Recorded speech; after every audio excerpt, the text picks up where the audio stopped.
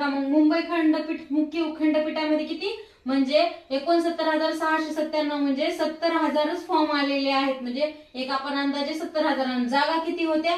830च जागा होत्या.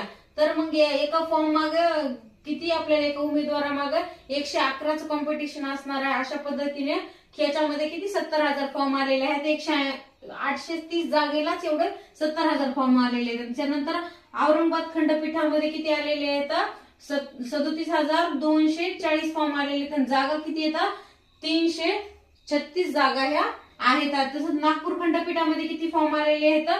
20,890 फॉर्म आलेले आहेत अर्ज आणि 166 जागा आहेत. तर मग सगळ्यात जास्त कॉम्पिटिशन कुठं असणार आहे? सगळ्यात जास्त कॉम्पिटिशन असणार आहेत कारण 166 जागा आहेत आणि 20,000 म्हणजे 21,000 इतके फॉर्म आलेले आहेत. तर मग आपल्याला या परीक्षेसाठी काय विचारलं जातं? जे काही क्लर्क या पदासाठी आपल्याला मराठीमध्ये आतापर्यंत मराठी इंग्लिश मध्ये पेपर घेत नव्हते. मग आता गेल्या वर्षी प्रश्नपत्रिकेपासून मराठी इंग्लिश दोन्ही मीडियमने ही परीक्षा घेत आहे. शिपाई या पदा